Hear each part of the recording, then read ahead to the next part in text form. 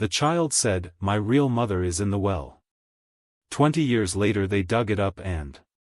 Hello everyone, enjoy these relaxing moments while you watch. Mrs. Clara was tidying up the living room while Mr. Vincent sat reading the newspaper. Black-framed glasses perched firmly on his nose. Little Marcus, only 4 years old, played alone on the carpet holding a homemade wooden car, murmuring, "I want my real mom. My real mom is down the well."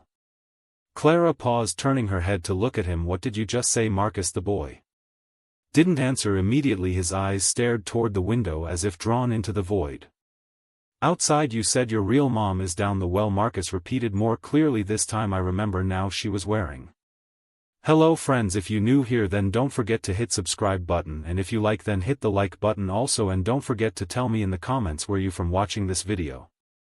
"A blue dress she fell." Vincent burst out laughing. "Kids always making up silly stories." "Vincent, don't say that in front of him." Clara frowned. "He's still little. If he sees something strange we should pay attention." "See what? Don't make a big deal out of it. He probably heard some ghost story somewhere and is copying it." Marcus stood up looking straight at Clara. "Mom, I remember my real mom's hair was longer than yours. She used to hug me and sing, but you don't have any songs." Clara froze. She had never taught Marcus a single song since adopting him from the orphanage in Fairview County a year ago. She had tried her best to treat him like her own. She swallowed hard. "Marcus, you're a good boy, don't talk nonsense, okay?" she said gently. "Living with Mommy Clara and Daddy Vincent is enough. I just want my real mom, the one down the well." Marcus whispered again. The next day Clara brought up the matter with Lucy, her longtime neighbor and friend. They were having tea under the old grapevine. The chirping of sparrows filling the air. He said that line 3 times now. Clara lowered her voice. "Keeps saying his real mom is down a well. I'm starting to get scared." Lucy clicked her tongue. "I told you, kids from orphanages, many of them aren't quite right growing up with nothing witnessing. Who knows what? I used to volunteer there. One little girl even claimed the ghost stole her shoes." "But his eyes." Lucy. Clara shook her head. "Sometimes when I look into his eyes it feels like he's not a child." "Don't be superstitious. Maybe he overheard someone talking about the old well behind your house." "No one has mentioned the well since we redid the garden. The old well has been almost completely covered. The boy has never gone back there alone." Lucy frowned. "I have a bad feeling if it were me I'd take him to a psychologist just for peace of mind." That night Marcus sat on the floor drawing. He used a blue crayon to completely color the dress of a woman in his picture. Clara walked in, watching for a moment. "Who is this, sweetheart?" "My real mom," Marcus replied without looking up. "Why is she wearing blue?" "Because that's what she wore when she fell before falling into the well. I was there. I cried but no one heard." "Marcus, you saw that happen?" The boy nodded. Clara felt a chill run through her. She took a step back, eyes fixed on the drawing. The lines were crude but full of emotion. A woman falling, hair flying, and a deep black hole representing the well in the center of the page. A week later at Gavin's house, Vincent's grandnephew and a member of the town council. Vincent was drinking beer with him. "You heard what Clara said about the boy?" Gavin asked, opening his second can. "Yeah, some nonsense about the well and his real mom. People around town are starting to talk, saying, it's no wonder you ended up with a kid like that." Vincent shrugged. "The kid's got issues, so what? He'll forget when he grows up." "Are you sure?" Gavin leaned back in his chair, his gaze sharp. "Kids often say things adults don't want to hear, and sometimes they're telling the truth." Vincent turned to look at Gavin, a flash of caution in his eyes. "What's that supposed to mean?" Gavin smiled. "Nothing, just curious."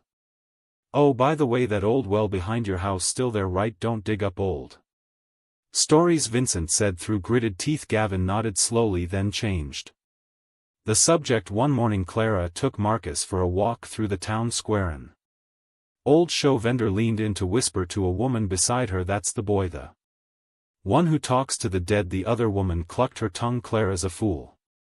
Took in a child no one wanted." Both of them snickered, unaware that Clara was standing behind them, hearing every word. She gripped Marcus's hand tighter. Marcus looked up. "Mom, they don't believe me." Clara said nothing, "but I remember when My real mom cried. I was sleeping, then I woke up, I heard a noise, I ran out to the yard but I only saw Daddy Vincent coming out alone. Clara froze. How do you remember that? I don't know, it's just in my head. Every night that night Clara confronted Vincent. Do you know what the boy said? He said he saw you out in the yard alone the night his real mother disappeared. Vincent laughed. You're going to believe that little brat over me. I don't know anymore, but the more he talks, the more I feel something isn't right. You said he was an orphan a friend brought to you, but I never met that friend, and his adoption papers, they're so vague. Vincent slammed his glass on the floor. Clara, don't you dare go there. Marcus stood by the door listening to everything. He didn't cry, he just watched them, his gaze cold. Another night Clara woke up from a nightmare. She saw Marcus standing by the window staring out at the backyard. Marcus, he turned around and whispered, Mom's crying, I hear her down in the well. No sweetheart, it's just a dream. It's not, I see it. Daddy Vincent holding a shovel. Mommy begged him but he pushed her. She fell. I screamed but no one heard. No one. Clara clutched her chest. Cold sweat trickled down her back. In that moment she could no longer deny that a certain truth was pounding at the door of her mind, a truth she had ignored for too long. Marcus, look at Mommy. What are you thinking? I'm thinking my real mom is waiting for me. Clara put down her spoon. She had just finished setting breakfast. Marcus sat frozen in front of his cereal bowl, not eating, not blinking. That stare made her shiver. You know, Mommy and Daddy love you very much. Please don't say those things anymore. You're not my real mom, Marcus said quietly, his voice even. My real mom is the one I see every night in a blue dress, long hair reaching out. Clara swallowed hard. Enough, eat your breakfast. I hear her crying beneath the ground. I remember the well was so cold she fell and couldn't scream. Vincent entered, tossing the newspaper onto the table. Still going on, he's having another one of his fits, isn't he? Clara said softly. Don't raise your voice, I'm sick of it. Clara, he keeps repeating that crazy stuff. The well, the blue dress, the real mom, you spoil him too much. Vincent roared, slamming his hand on the table, making the dishes rattle. Marcus didn't flinch, he merely tilted his head, regarding Vincent like a stranger. You don't want me to talk about my real mom because you're the one who pushed her down, right? Marcus asked bluntly. Shut up. Vincent lunged, raising his hand. Clara rushed between them, pushing Marcus behind her. Vincent, no, kids need to learn to stay silent when adults are talking. You're going to hit him. I can't believe this. Vincent froze, his eyes bloodshot. A minute passed in silence. Marcus breathed evenly, his gaze never wavering. You hit it, but I dream about it every time I sleep. I see Mommy fall. She didn't want to, but you pushed. Clara trembled, turning around. Marcus, why are you saying this? You don't remember anything. Before you came here you were only 4, but I remember how it felt when Mommy fell, the cold wind, the screaming, the pain. I saw it. Vincent grabbed his coat and stormed out of the house in anger. The next day Clara took Marcus to the town psychological clinic. Dr. Beatrice Carter, who had worked with many trauma cases in children, sat across from them. Marcus, can you tell me about what you dream? She asked gently. Marcus stared at the pen on her desk, then said, I don't dream. I remember what my mom wearing a blue dress being pushed into the well behind the house. It was dark, I couldn't scream. Daddy Vincent stood there. Dr. Carter took notes. She turned to Clara. Mrs. Clara, does this happen often? Almost every week, Clara answered softly. Sometimes he even wanders the garden at night talking to himself. Beatrice turned back to Marcus. You see your real mom often? Yes. Every time I'm sad she waves at me, but her hands are covered in mud. Do you see her in your mind or with your eyes? I don't know, it's like there's a voice whispering in my ear, soft like the wind. After the session, Beatrice asked Clara to stay behind. You need to prepare yourself. This isn't a normal symptom. The child seems to have fragmented memories and a deep belief that his biological mother was murdered. It could be a sign of dissociative disorder following trauma, but he's only 4 years old. How could he remember something from when he was an infant? The brain of a child is mysterious. Some sensory memories remain even if we can't understand them. If what the boy says is true. Beatrice paused. Clara asked, do you think he witnessed a crime? I can't conclude that yet, but his eyes are different, like he's no longer a child. On the way home Marcus stayed silent the whole ride. Clara glanced at him through the rear view mirror. Marcus, are you mad at mommy?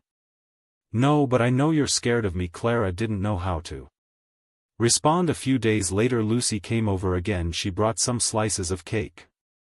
Marcus was playing in his room. The two women sat in the kitchen. Do you know how he looks at me? Clara whispered. Like I owe him an answer. Lucy set down her teacup. Have you talked to Vincent? No, but I'm starting to doubt that. Well, we sealed it up the first year we moved and I never thought about it again. Lucy frowned. Clara, you need to be careful. If the boy is right, you think Vincent could have done something like that? Lucy remained silent. That night Marcus had another dream. Soaked in sweat he jolted awake and turned on the light. Mom, no answer, but from a distance he heard soft moaning. The wind held past the window. Marcus got up, walked out to the balcony, and looked out at the garden. The spot where the old well had been was overgrown with grass, but something was moving. Real Mom, he whispered. The next morning he drew a new picture, a woman half buried in the ground, still reaching out her hand. Clara saw the drawing and turned pale. Marcus no longer went to kindergarten. Other parents protested.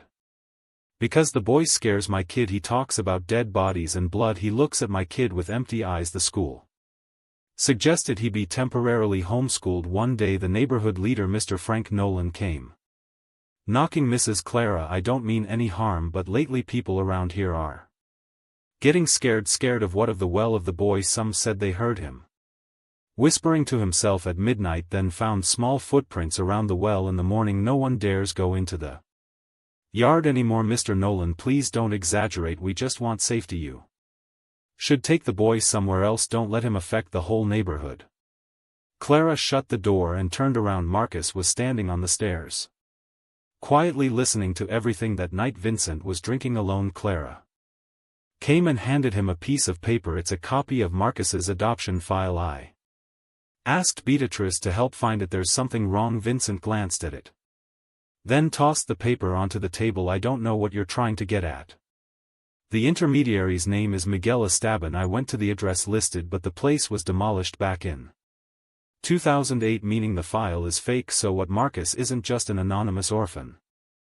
I'm starting to think he's your biological child with someone else. Vincent shot to his feet. Enough. Clara stepped back. He talks about the woman in the blue dress, about you pushing her into the well. Vincent, you know what happened, don't you? Shut up. Marcus upstairs pressed his eyes against the crack of the door, his small fists clenched tightly. The next day Marcus grabbed some paper and wrote a small note. He tucked it into his pocket and left the house. His destination, the town office. Gavin was working there. Uncle Gavin. Oh, Marcus, you came here alone. I need your help. You know the well behind my house, right? Gavin nodded. I think there's a body down there. My real mom. Gavin sat up straight. What did you say? I'm not joking. I want to ask permission to dig up the well, but I need your help. Gavin took the note Marcus handed him. On it was a drawing of the backyard with a big red X marking the well's location at the bottom. In scribbled handwriting it said, Real Mom is here. You'll have to stay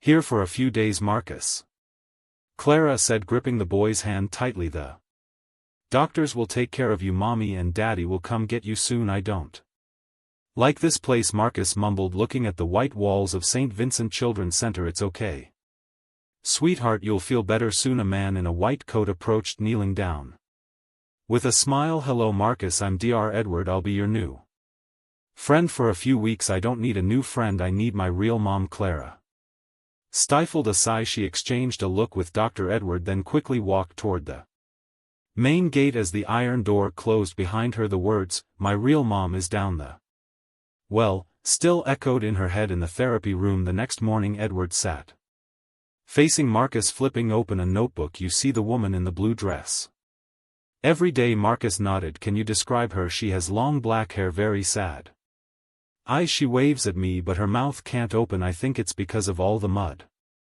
covering her. Edward nodded. When you say she's down the well, what do you see? I see faint light, water, but mostly darkness. I see her hair floating. She's crying but no one hears. Do you think Daddy Vincent is involved? I don't think I know. On the third day Marcus began refusing to eat. When Nurse Andrea brought him a meal tray, he just sat there staring out the window. Marcus, you Have to eat something. No, every time I eat I hear the moaning from under the floor. Andrea frowned. What did you say? Someone's trapped under the ground. My real mom. I hear her calling Marcus.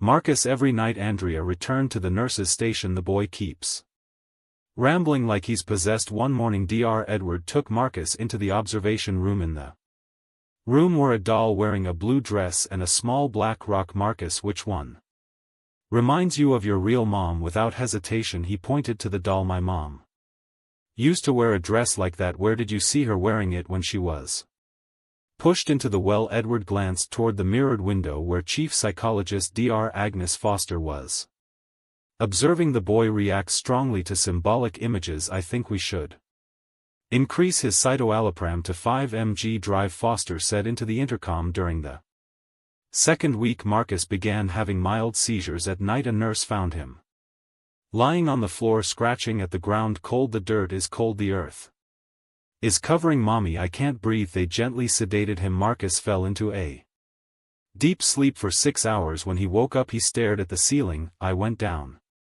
there. Down where? Edward asked. The well. Clara visited after 2 weeks. A nurse brought her to the waiting room. Mrs. Clara, I have to be honest. The boy isn't improving. He still talks about the woman in the well, and lately he started sleepwalking. Sleepwalking? Yes. We once found him standing in the courtyard staring at a drain cover, whispering, "Mommy, are you cold?" Clara put her hand to her forehead. I don't know what to do. Are you sure nothing ever happened to his biological mother? No, I only know Vincent brought him home. Then do you believe him? Clara didn't answer. In the third week, Dr. Foster ordered a brain scan for Marcus. There might be abnormal activation in his memory-related areas, she told Edward. I've never seen a child create such a detailed internal world. The scans showed nothing abnormal. But when they tried stimulating the auditory cortex with the sound of dripping water, Marcus started trembling violently. I see mommy sinking. What did you say? Edward asked. Mom couldn't float. Mud all over her. I screamed, but Daddy. Vincent turned his back. Edward frowned, whispering. This story is frighteningly consistent. One afternoon, Gavin dropped by the center. He had just returned from town. After quietly searching for some old records.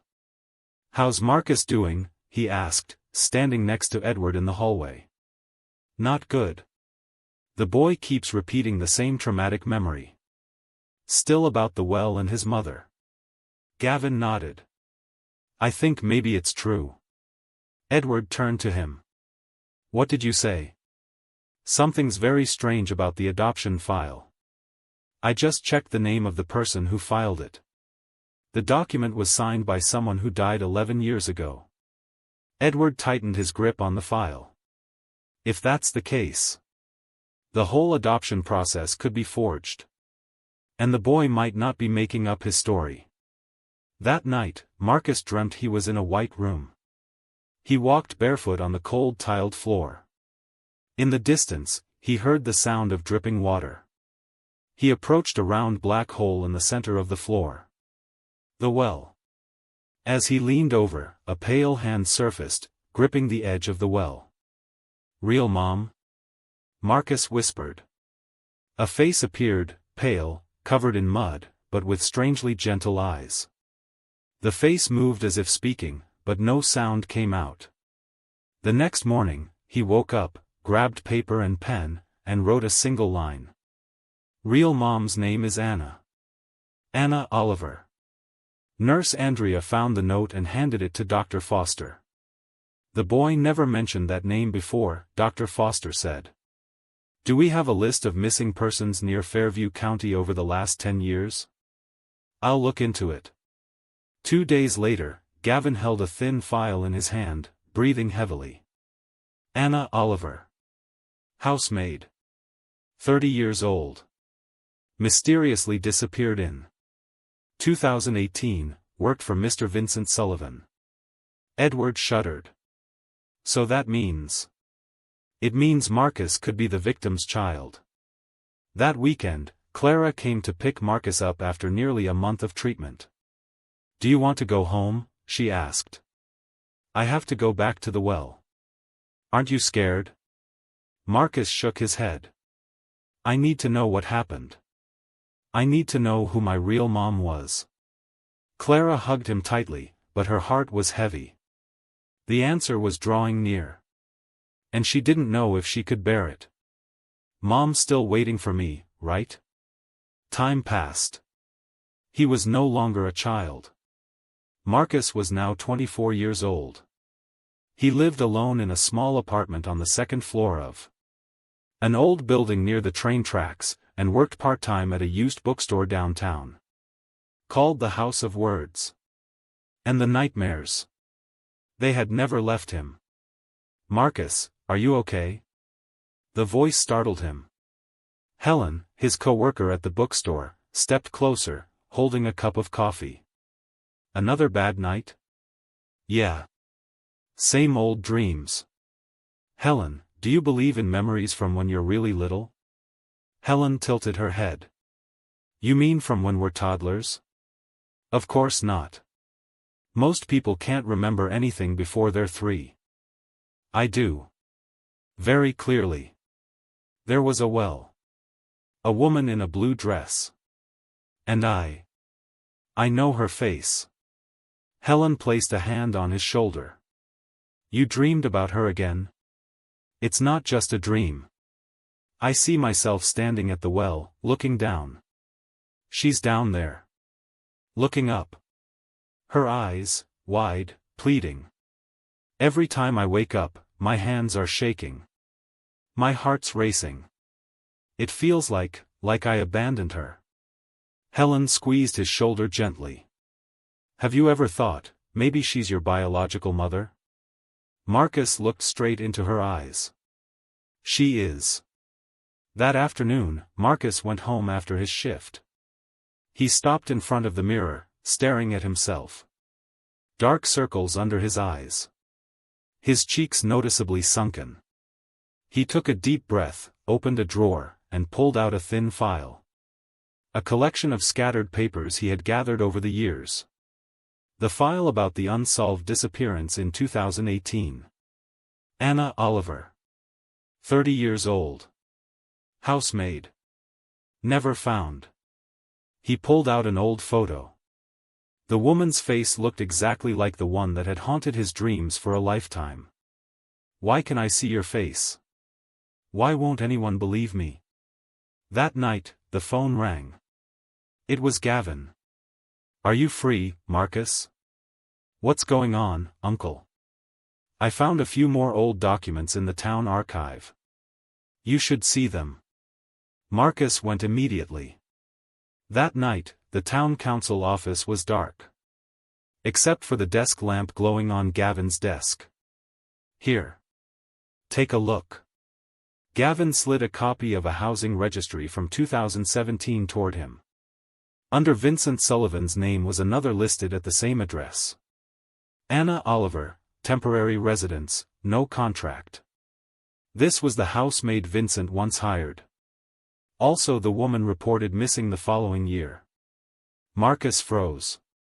"She lived in my house. And no one outside your family knew about it." Gavin leaned back in his chair and continued. "One more thing, Marcus. Your name doesn't appear in the birth records of any hospital around Fairview County for 2018 or 2019. It's like you never existed in the system. You think I'm Anna's son? I can't be sure. But if you are, her disappearance might be tied to you." A few days later, Marcus returned to the old house. Vincent's house had deteriorated a lot, but he still lived there. Clara had moved back to the countryside 2 years ago to care for her elderly mother. Marcus rang the doorbell. Vincent opened the door, squinting at him. "It's you. I want to come in. Just for a bit." Vincent nodded slowly, avoiding eye contact. The backyard looked exactly as Marcus remembered. Grass grew waist-high. A few bricks poked out from the soil. And at the far corner of the yard, the place where the well used to be, was hidden. "I want to plant some flowers here," Marcus said, pointing to a patch of dirt near the corner. Vincent frowned. "What are you trying to do?" "Just cleaning it up a little. Maybe later I'll grow some organic vegetables." Vincent stayed silent. A flash of irritation in his eyes. "You can work anywhere except there." "Why not?" "Because I said so." Marcus stepped closer to the garden's edge. "Is there something under there?" Vincent shouted. "What are you thinking? I raised you for 20 years. No. You raised a boy no one else dared touch. A boy who knows the truth. Shut your mouth before I—" Vincent stopped. Marcus' eyes no longer carried the fear of a child. They were cold. Determined. Full of silent rage. "I'll request permission to excavate that area. I want to know who my real mother was. Even if I have to dig to the very bottom." Vincent said nothing. He turned and slammed the door. Helen came to see Marcus the following night. He was sitting in front of the computer, sketching a map of the backyard. "Do you think he's guilty?" "I believe he is. There's no one else with enough motive to bury my mother under that yard." Helen sat down next to him. "If that's true, do you think you're ready to face it?" Marcus looked out the window. "I've lived my whole life under a lie. I don't want to keep doing it. No matter how horrible the truth is. At least it's the truth." Helen held his hand. "Then I'll go with." The next morning, Marcus went to the land office to apply for a permit to excavate the backyard. There, he met Martha Simmons, a stern-looking land officer. "You'll need a valid reason to apply for excavation, especially since that area once had an old well. By law, you need a geological insurance form. Can you help me?" "On one condition." "Tell me the real reason." Marcus stayed silent, then handed over the copy of Anna Oliver's death certificate and the documents Gavin had found. Martha read them, her expression darkening. "This is no longer a private matter. This is potentially a criminal investigation." That afternoon, Vincent received an official notice from the town council in order to temporarily seal off the backyard for investigation purposes. He threw the paper to the ground, face burning red. The evening wind blew through the tall grass, and deep beneath the earth, something seemed to be waiting to rise. "Are you absolutely sure?" Gavin asked again as they parked in front of Vincent's old house. "I'm sure," Marcus nodded, his eyes locked on the backyard. "If I don't do this now, I might spend the rest of my life lost in a dream with no way out." Gavin stayed silent for a moment, then sighed. "I just managed to get a temporary permit. Good for 3 days. But after that, if there's no concrete evidence, the town will be forced to shut it down." 3 days are enough," Marcus replied firmly. "I just need to reach the bottom of the well." That night, Vincent sat drinking alone in the living room, the dim light casting his elongated shadow on the wall. The TV was on, playing quietly, but he wasn't paying attention. The door opened. Marcus walked in. Vincent looked up. "What are you doing back here?" "I've officially requested to redevelop the backyard. I'm going to dig." "You're crazy. Maybe the media is starting to call. They smell blood. You think I'm going to let you tear everything down? You've been hiding this for 20 years, haven't you?" Marcus stared at him without blinking. "Back then, you thought I wouldn't remember. But I did. Or at least, I felt it. The smell of mud. The screams. And then the silence after the shove."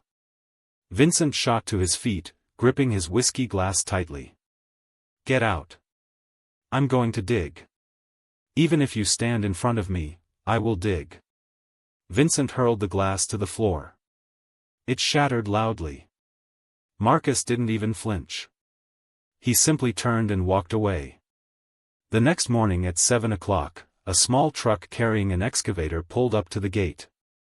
Gavin got out first, followed by a tall, bearded man named Benjamin Perry, a professional excavator operator Gavin had hired privately from Redwood. "Where's the well?" Benjamin asked, pulling his cap down low. Marcus pointed to a patch of tall grass near the corner of the yard. "Over there. It used to be a well. It's buried now." Benjamin chuckled lightly. "I've seen people fill in ponds to forget old stories. But the ground never forgets." He started the excavator. The roar of the engine ripped through the quiet morning air. Curious neighbors gathered along the fence, whispering to each other. "Is that the kid who used to talk nonsense?" "Yeah, that's Marcus. He looks serious now. Remember the well story?" "Of course. Who doesn't? But I always thought it was just made up." Marcus heard them all, but he didn't turn around. The digging continued rhythmically. The first layer of dirt revealed rough, cracked stones. By noon, when Benjamin had dug nearly 2 meters down, the machine stopped. "There's something here," he called out. Gavin and Marcus ran over. Beneath the freshly unearthed soil was a circle of old bricks, the mouth of a well, crudely sealed with cement. Benjamin knocked on it hard, then said, "This concrete works amateurish. Probably just poured to cover it up and buried over." "Break it open," Marcus said, voice hoarse. Benjamin used a jackhammer to break the concrete. After almost half an hour, a large hole appeared. A wave of damp, foul-smelling air rushed up from the well. "Jesus Christ," Gavin covered his nose. "It stinks." Marcus took a step back. Then he moved closer again, leaning over to look down. "It's so dark," he whispered. "Just like in the dreams."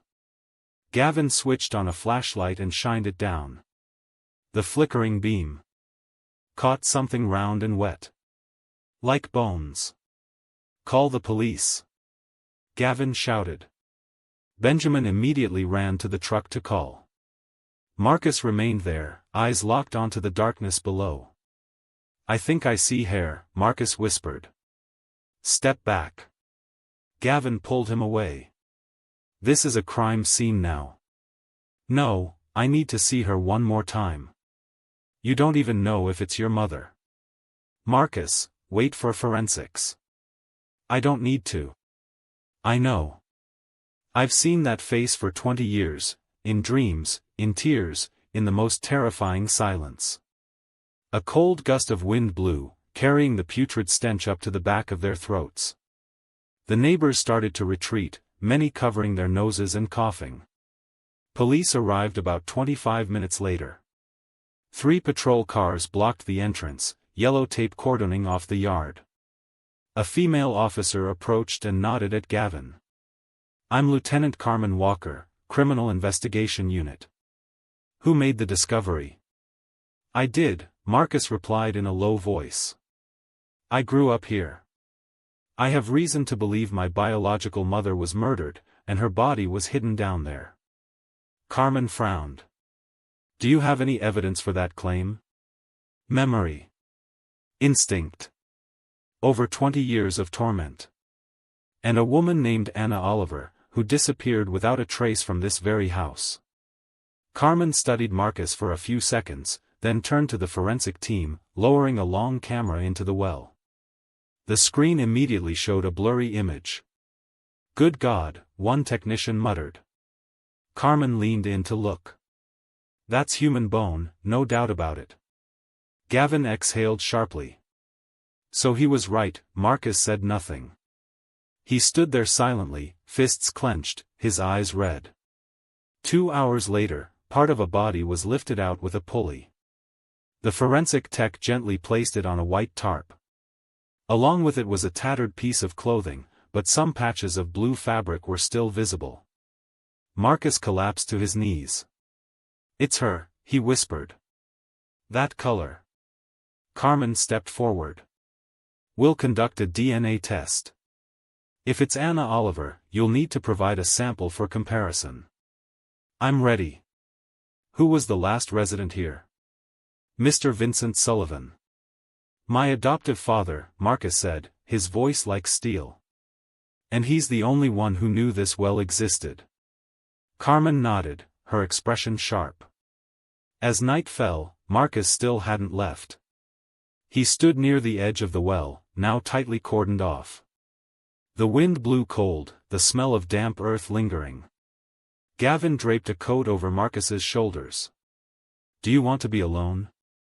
Marcus shook his head. No. I want to stay. To let her know I'm not running anymore. I won't cover my ears, close my eyes, or hide in dreams anymore. Gavin squeezed his shoulder gently. Then you're no longer a child. Marcus looked up at the sky. They used to call me crazy. Delusional. Haunted. But the real madman is the one who tried to bury a living person as if she never existed. The wind howled again in the distance. Dogs barked. And for a fleeting moment in the night, the face of the woman in the blue dress seemed to appear, not in pain, but at peace. Are you a relative of the victim? A woman in a white lab coat, hair tied in a bun, and a stern look approached. Her name badge read Dr. Martin, Forensic Examiner. Marcus nodded, his voice low. I'm her son. I believe so. Lucy nodded slightly, then motioned for him and Gavin to sit on a bench outside the forensic room. They waited for the DNA comparison results, the final confirmation that the remains from the well belonged to Anna Oliver, the woman who had haunted Marcus all his life. Do you know your blood type? Lucy asked, glancing at the file. Oh, I had a blood test when I was a kid. Then it'll be quick, she said softly. We've already extracted samples from the victim's teeth and preserved hair. It'll just take a few more hours to match. Marcus clenched his fists. Sweat beaded on his forehead despite the freezing air conditioning. Gavin sat beside him, placing a hand gently on his shoulder.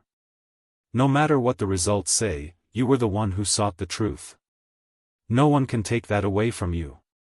Outside Vincent's house, the criminal investigation team began setting up barricades.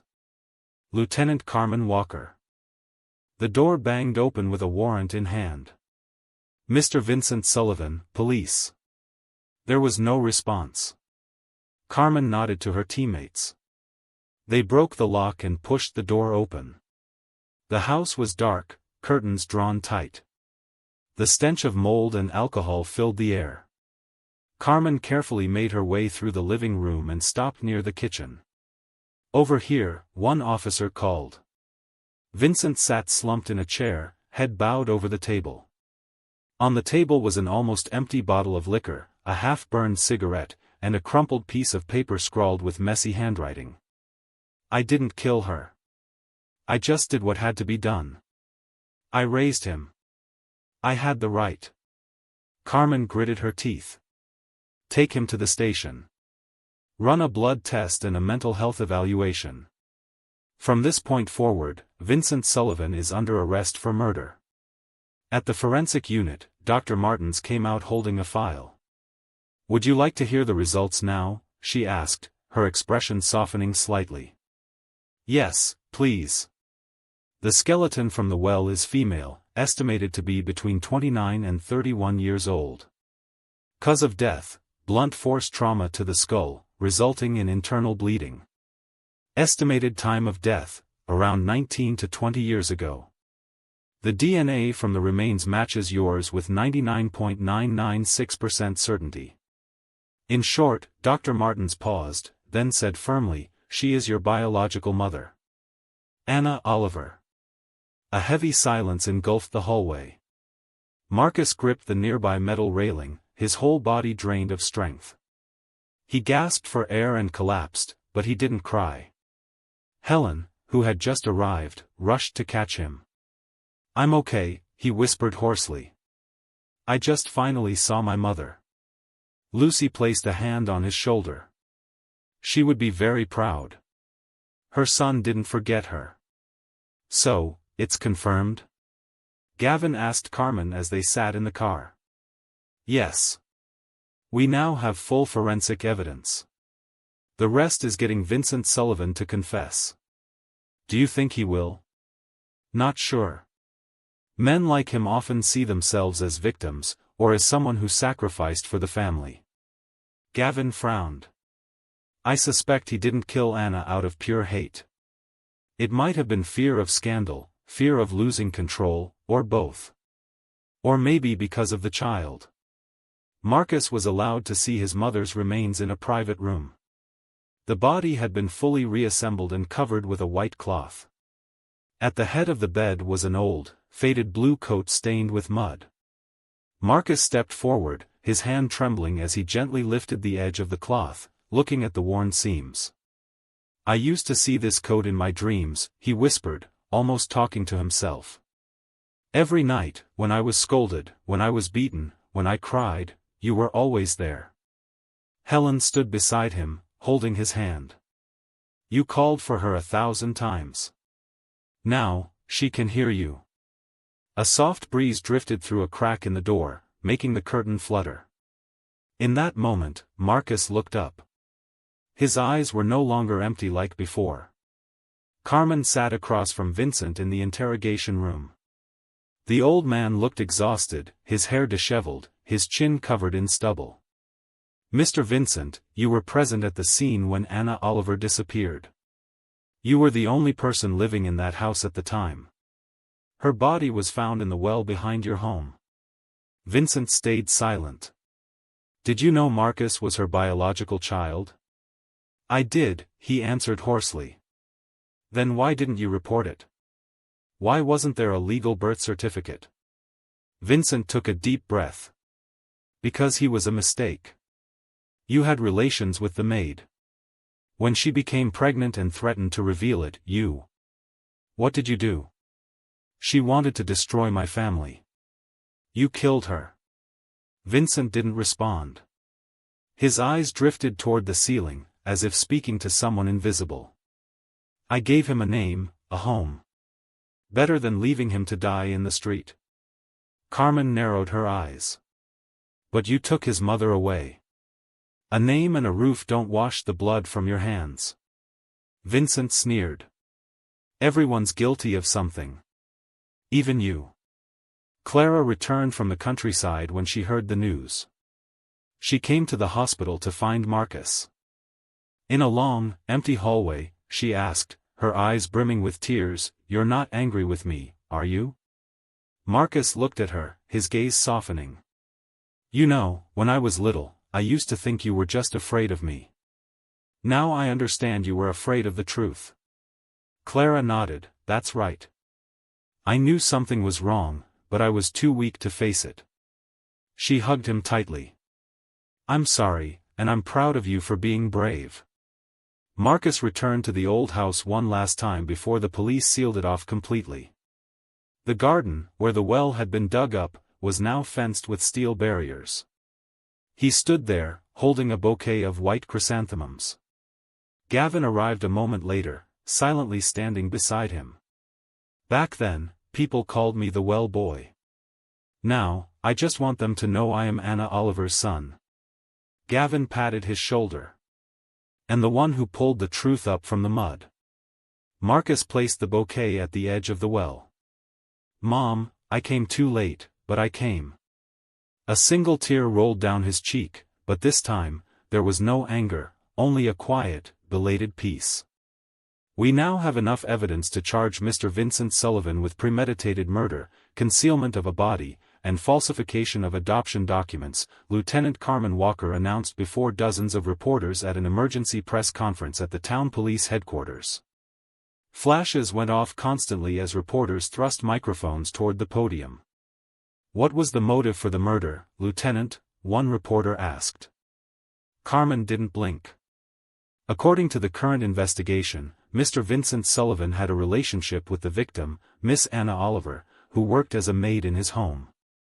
When Anna became pregnant and threatened to expose their relationship, Mr. Sullivan killed her to cover it up, then buried her body in the well behind his house. He later forged documents to adopt the baby, who turned out to be Marcus. Was there any accomplice? Another voice cut in. We're expanding the investigation, but Mrs. Sullivan, Clara Simmons, is fully cooperating with the police. In cell number 4, Vincent sat motionless, staring blankly through the small barred window. Carmen walked in and sat across from him. Is there anything you want to say before the case moves to court? Vincent didn't answer. He closed his eyes, leaning his head back against the wall. Carmen opened her notebook and read aloud. On August 12, 2004, Anna Oliver disappeared from town. You were the last confirmed person to have contact with her that night. Several neighbors reported hearing loud arguing from your house. 3 days later, you returned from an orphanage with a newborn, and now we have DNA evidence proving the child was Anna's son. Do you understand what you stole? Vincent sneered faintly. An illegitimate kid. A woman who dared to blackmail me with that brat. By taking her life. Carmen pressed. I gave him a name, a roof. I did good. You murdered his biological mother and call that good? Vincent stayed silent. Carmen stood up, her gaze cold as steel. Mr. Sullivan, you have the right to remain silent, but every second you refuse to speak the truth, you push yourself deeper into darkness. All across Silverwood, no one could stop talking about the case. From bakeries to gas stations, from schools to coffee shops, the names Vincent Sullivan and Marcus Oliver were on everyone's lips. I used to think that boy was crazy, a bakery owner named Katerina Simmons whispered to a customer. Turns out, he was right. He saw it all when he was just a little kid. And Mr. Vincent. God, I used to respect that man. Another shook their head. He was on the town council for 10 years. Now it's clear, the scary one wasn't the boy talking. Nonsense. It was the grown man who knew how to cover blood in his small apartment.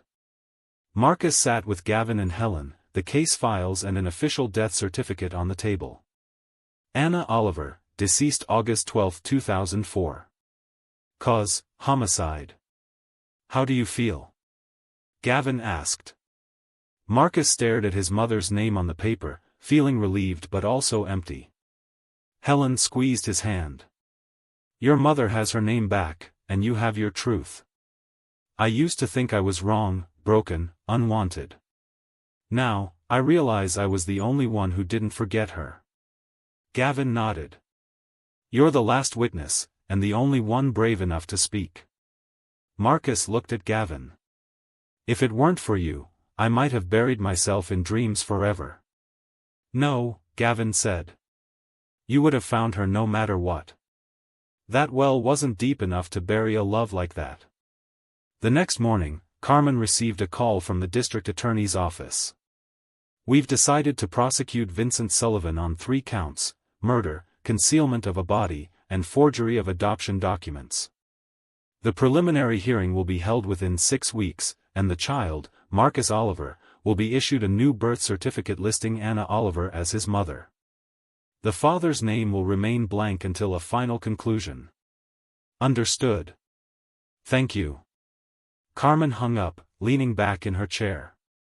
She stared at Anna's picture placed on top of the case file, a gentle woman's face with deep, well-like eyes. You didn't disappear, she whispered. That evening, Marcus visited Clara. The small house in the suburbs was quiet, with warm light spilling from the kitchen. Clara was making bean soup, the scent filling the porch. Would you like something to eat? She asked, her voice trembling slightly. Marcus sat down. I didn't come to blame you. I just want to say you raised me. Even though you were scared, even though you stayed silent, you gave me a home. Clara choked up. I was wrong. I know. If I had spoken up sooner, maybe things would have been different. But if you hadn't taken me in, maybe I wouldn't have survived to find my real mother. Clara burst into tears, hugging Marcus tightly. Can you forgive me? I never blamed you. I just wish you hadn't stayed silent. Clara nodded softly. I promise I'll never stay silent again. A week later, Vincent appeared in court for the first preliminary hearing. The courtroom was packed with reporters. On the bench, Marcus sat upright, his eyes never leaving his adoptive father.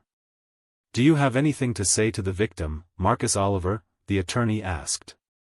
Vincent looked at Marcus, his gaze vacant.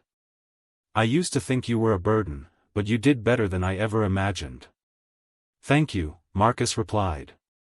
Because of you, I know I don't belong in that darkness anymore. After the hearing, Carmen met Marcus outside the courthouse. You know, she said, her eyes sincere, I've handled a lot of murder cases, but I've never seen anyone as brave as you. Marcus nodded. Because I have nothing left to lose. You're wrong, Carmen said. Now you have everything back, your name, your roots, your truth. Marcus looked up at the sky. Now I just want to live the life my mother never got to live. Are you ready? They're waiting downstairs. Helen peeked into the room, smiling. Marcus stood before the mirror, adjusting the collar of a simple white shirt. He turned and nodded lightly. Never ready, but never more at peace than now. Helen stepped closer, fastening the final button. I'm proud of you, Marcus. A lot of people are. It's not because of me, Marcus whispered. It's because of her. The town hall of Silverwood was packed. The soft lighting bathed the rows of audience members, a mix of strangers and familiar faces, sitting in silence. Above the stage hung a large banner, the Anna Oliver Foundation, Hope from the Depths. Marcus stepped up to the podium as applause filled the room. Thank you all for being here, he began, his hand trembling slightly. A year ago, I was just someone living inside dreams. No one believed a child who grew up surrounded by silence, fear, and whispered gossip behind my back. He paused, his gaze sweeping over the crowd. But today, I stand here not to recount a tragedy, but to begin something new. My mother, Anna Oliver, was a courageous woman. She did not deserve to be forgotten in the dark. This foundation is for people like her. For single mothers, for abused children, for anyone ever trapped in a nightmare. No one believed. A muffled sob came from the second row. Helen and I traveled everywhere, meeting hundreds of people. They told us, I thought I was crazy for still remembering my mom in my dreams, or I was beaten for daring to mention a dead name. Marcus pressed his lips together, then nodded. But no one is crazy for remembering. No one is wrong for wanting the truth, and no one deserves to be buried alive in silence. The applause rose again, longer, deeper. After the ceremony, Marcus sat in the backstage room, just removing his lapel microphone when the door opened. A middle-aged woman entered, holding an old photograph. Are you Marcus Oliver? Yes, ma'am. And you are? I'm Sophia Collins. I used to live across the street from Mr. Vincent's house. She extended the photo. This is your mother. The last picture I ever took of her, a week before it happened. Marcus took the photo. Anna stood beside a bougainvillea trellis, her hair tied up, smiling brightly. You kept this photo all these years? There was a time I thought about tearing it up, afraid of trouble. But I couldn't bring myself to. She was so kind. She'd say goodnight to me every evening. She used to call her son Little Marcus. Marcus froze. What did you say? Little Marcus. It was her nickname for you. She would whisper it every night as she carried you inside. I remember it very clearly. Marcus clutched the photo tightly, his throat constricting. Thank you. Thank you so much. On the drive home, Helen was at the wheel. Are you still thinking about him? She asked. Vincent? Helen nodded. Marcus stared out the window. Not much anymore. Now I pity him more than I'm angry. He didn't have the right to take a life. But now, he has nothing left, and no one believes him anymore. I think that's a punishment heavier than any prison sentence. Helen took his hand silently. The next day, Marcus had an appointment with a lawyer from Fairview County, representing an organization that defends victims of domestic abuse. "We would like to collaborate with the Anna Oliver Foundation on a new program for abandoned children," said the lawyer, Rachel Benson. "Would you be willing to be the face of it?" "What would I have to do?" Marcus asked. "Share your story. Stand up with your real name, your real identity." Marcus nodded. "I no longer want to hide behind a false last name. I am Marcus Oliver, son of Anna Oliver, and I'm not ashamed of it." At the county jail, Vincent Sullivan sat alone in the visiting room. The door opened, and Clara entered. Vincent smirked. "What are you doing here?" "To look you in the eye. One last time." Vincent shrugged. "You don't regret anything?" "I regret not cleaning up everything sooner," Vincent sneered. "If it weren't for that boy digging up the well." "He's your son." "No. He's a shadow I raised to make up for a mistake." Clara stood up. "And he's the light, while you are just the shadow." A few months later, Marcus stood in a small square in Boston, participating in a campaign called Preserve the Voice, Restore the Identity. Behind him was a banner printed with hundreds of faces of missing women. He held the microphone. "My name is Marcus Oliver. I was once seen as a delusional child, a crazy boy, a story best forgotten. But I am living proof that the truth will always find a way to surface, even if buried deep underground." A little girl, around 10 years old, stood by her mother and walked toward him. "Mr. Marcus," she said shyly. "Are you the one who found your mom?" Marcus knelt down. "Yes, my mother was once at the bottom of a deep well. But now she's here," he said, placing a hand over his heart, "and out there, where people no longer turn away."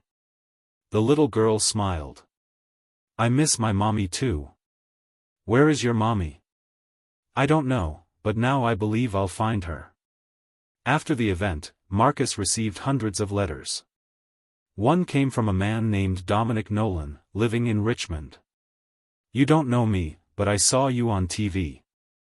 I once hid the fact that my mother was beaten to death by her husband. I was scared, but now I've gone to the police. Thank you for being brave for all of us." Marcus folded the letter, his eyes welling up. "You're someone very important, Marcus," Helen whispered, hugging him from behind. "No, I'm just a kid who was abandoned," he smiled, "but never abandoned the truth." "Are you sure you don't want to accept that offer?" Helen asked, showing him the letter again with a national television station's logo. "They want to turn the whole story into a documentary. They'll cover all the costs. You just have to tell it exactly as it happened." Marcus remained silent, swirling the teacup in his hand. "I'm afraid I'll remember things I'd rather forget." "But you also said once, the truth shouldn't be buried." Marcus smiled. "And now I'm about to bring it to light." Helen smiled back. "At least this movie won't need a script. Your life already wrote it." 2 months later, the production crew arrived in Silverwood. The director was a middle-aged woman with an artistic flair, named Patricia, an award winner for her documentaries on domestic violence victims. "I don't want to sugarcoat this story," she said frankly when she first met Marcus.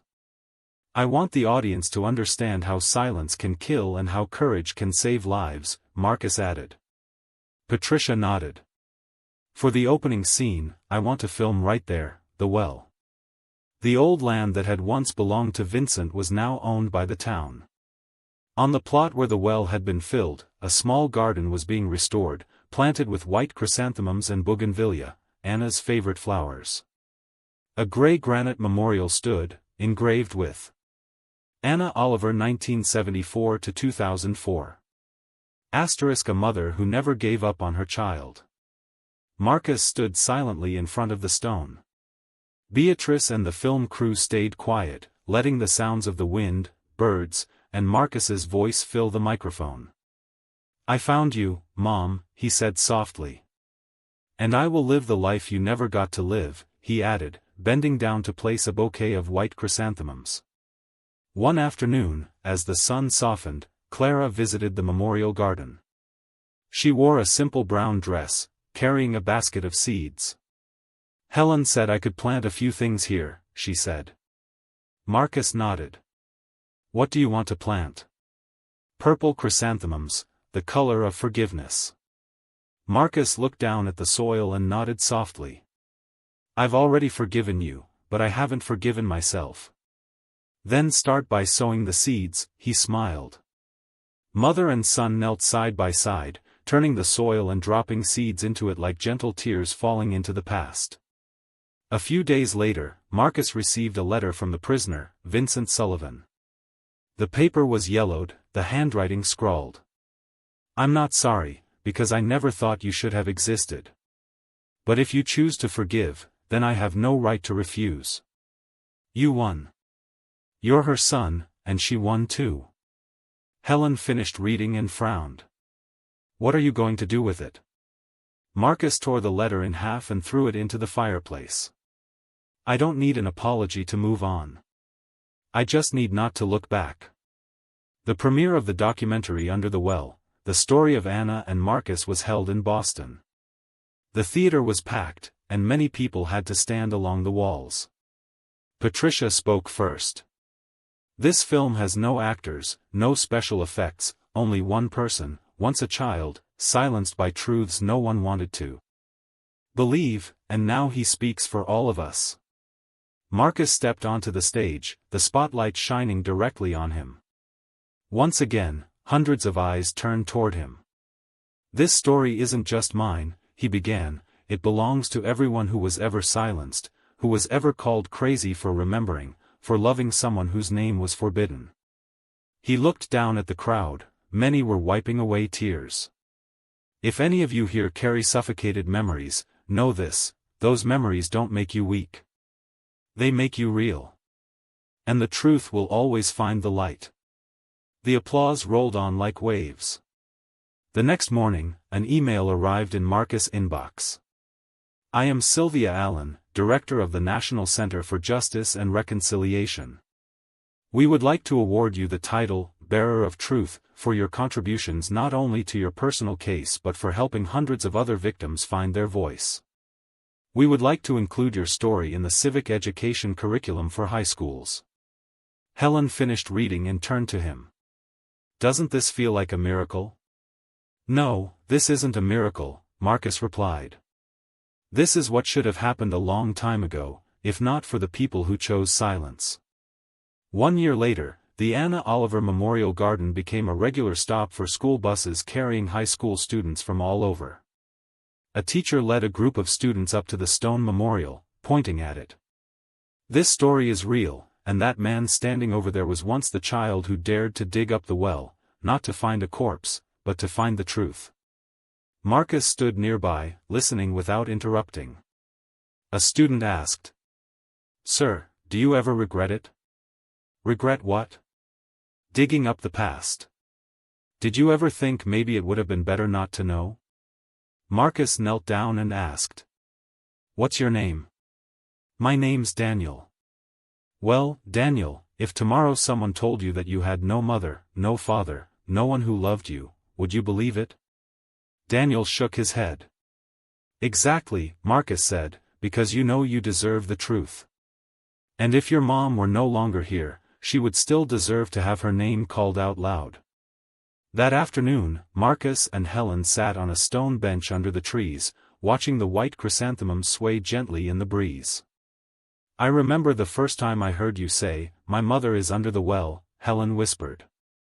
"Back then, I didn't believe it, but the look in your eyes made it impossible for me to turn away. Thank you for not walking away. Did you know what your mom once dreamed of?" "No. I read it in the nursing home files, where she once took care of her aging mother. On her job application, she wrote, My dream is to open a small cafe with bougainvillea and a reading corner for underprivileged children. Marcus froze. I think we can make that happen. Helen smiled. You just read my mind. 2 years later, at a small street corner near Union Grove Station, a wooden sign swung gently beneath a bougainvillea trellis. Anna's Cafe, where dreams begin. Inside, children sat reading books, laughing brightly. On the wall hung a photo of Anna Oliver, underneath which was inscribed, "No one is forgotten when their name is spoken with all the heart." Marcus stood behind the counter, pouring tea for an elderly woman who had just come in. Helen sat by the window, typing something on her laptop. "Mom," Marcus whispered silently in his heart, "I made your dream come true. No one is left under the well anymore. Everyone has come back to the surface." Outside the window, bougainvillea petals floated down slowly like an invisible embrace. This story is a powerful reminder that the truth cannot be buried forever. Despite trauma, deception, or being labeled as delusional, the courage to reclaim memory and truth will always bring light. Marcus proved that even an abandoned child can rise, forgive, and transform pain into hope. The deepest lesson is this: only by daring to face the past can a person truly heal and rewrite the future with their own hands. If you enjoyed this story, we invite you to give it a like and subscribe to our channel. Your support motivates us to keep bringing heartwarming stories almost every day. We are very grateful for your support. See you soon.